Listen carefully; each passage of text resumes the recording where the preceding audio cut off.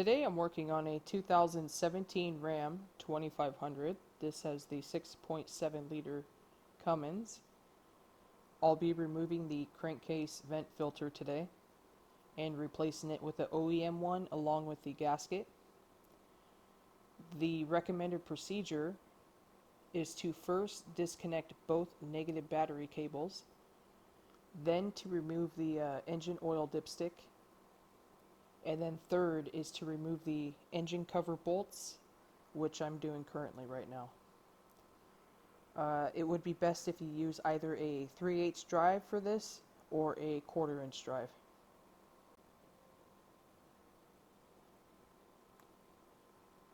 So for this application, I believe you're using a 8mm. I recommend using a 6-point socket.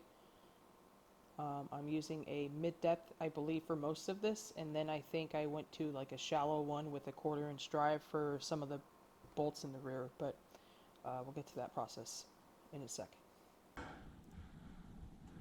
Alright, this level's good.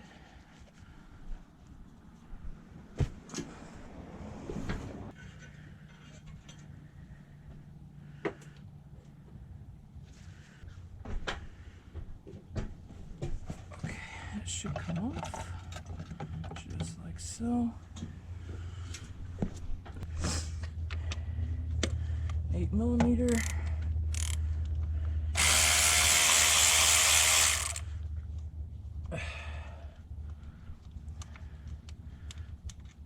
Actually,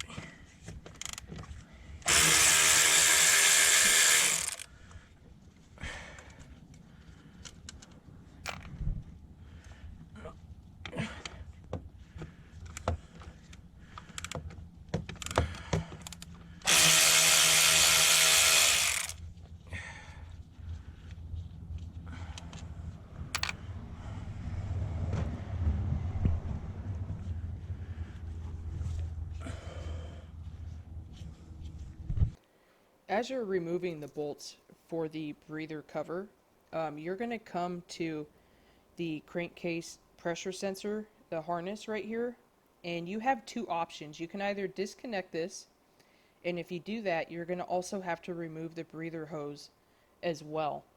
They're simple to do. However, if you want to skip that step, you can just, as I'm doing right now, you can take the harness connector and pop it off the stud, to which you're going to have to do that anyways to get that off. But it's up to you if you want to leave this connected and remove the cover completely, or you could leave it on as I did in the video. But as you can see, you're going to have to pop that off so you can get to that stud under there anyhow.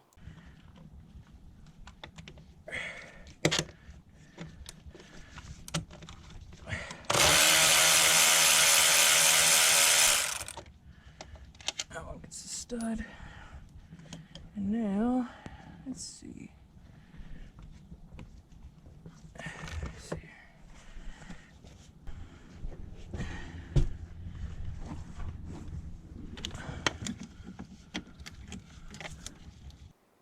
So for the rear, I switched to a 1/4 inch drive. You can use a swivel or whatever you have, but I do recommend a 1/4 inch drive and like a short depth socket, and that'll help tremendously.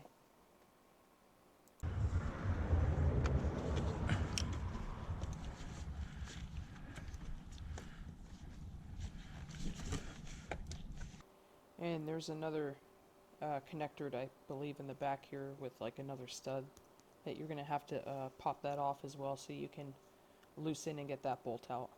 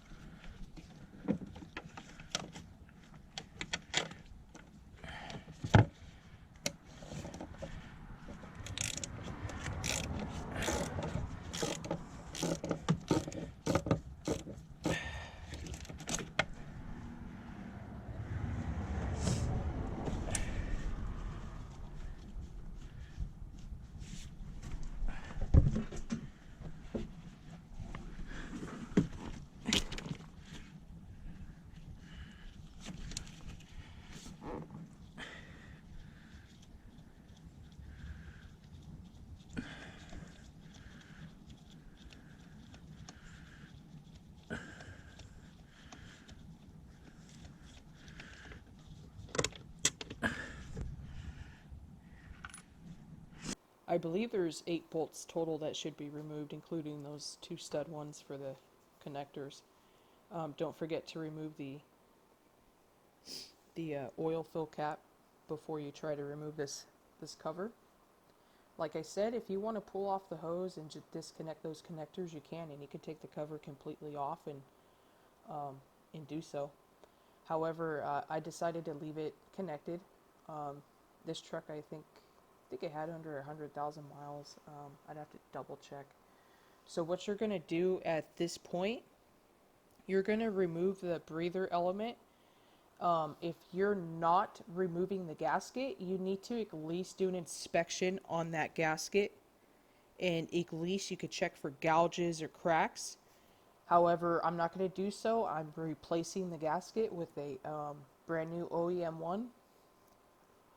It does take me a minute or two to install this. It took me a little bit to get it fitted in there. However, at this point, what you're going to do is you're going to clean out, get a rag, you're going to clean out and do your inspection of this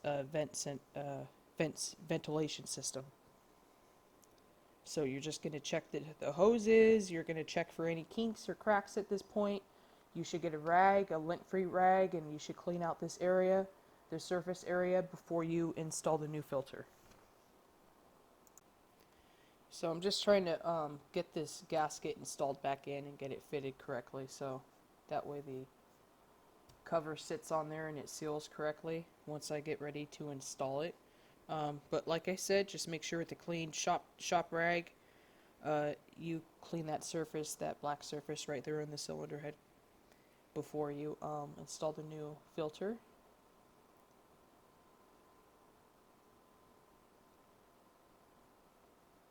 So once I get this in there, I'm going to wipe it down real quick, get the new filter, and then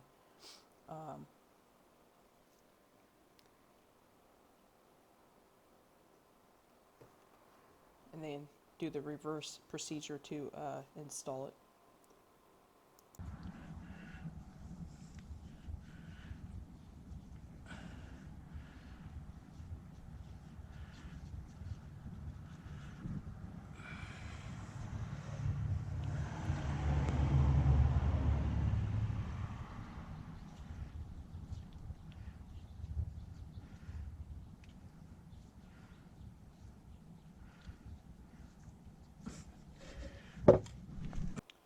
Once you have everything cleaned up and you're ready to install the new filter element, they recommend to apply new engine oil to both top and bottom O-rings on this.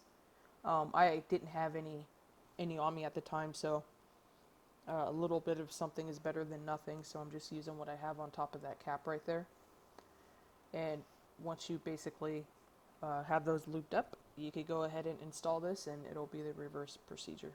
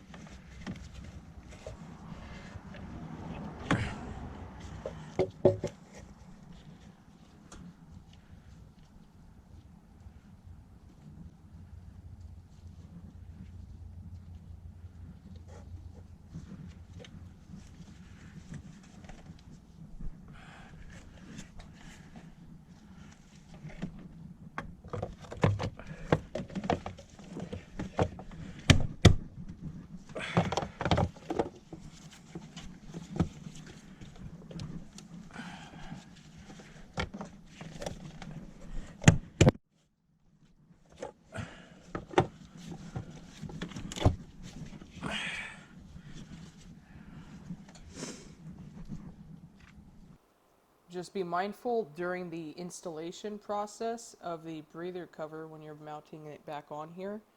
Make sure that it's able to seal correctly and you have nothing intruding in between the filter and that cylinder head cover there.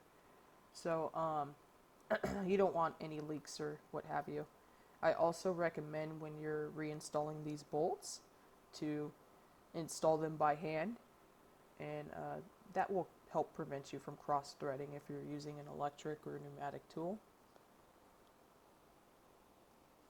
And like I said before, I believe I took off a total of 8, so that's what you should be putting back on.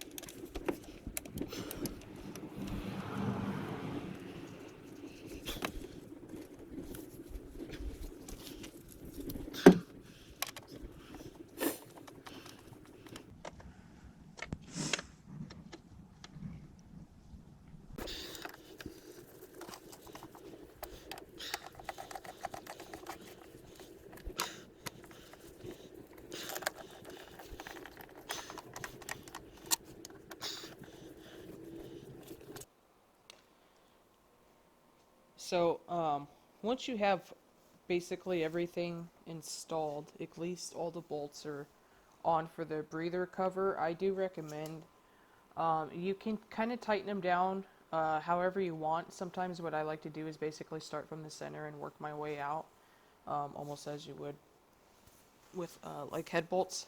But the torque spec, if you wish to torque them down, is I believe 89 inch-pounds is the torque spec for, I believe, the breather cover, and I think that's also the torque spec for the engine cover as well.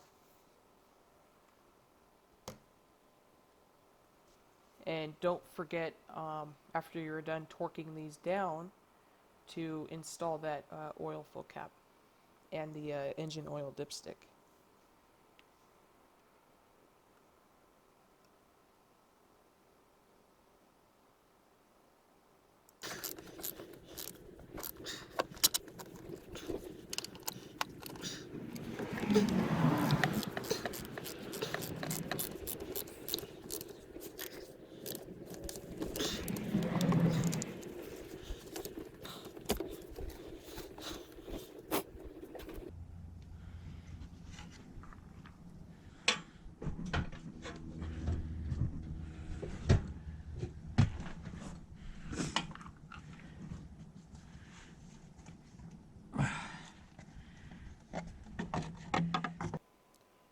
So I'm on the last step, reinstalling the engine cover here. For this particular vehicle, the specification is 89 inch-pounds for both of these covers when I'm reinstalling them. You need to look up the specification for your particular vehicle at home, so don't go off of this vehicle and buy what I'm saying. You should always double check with your manufacturer what your specifications are for your vehicle.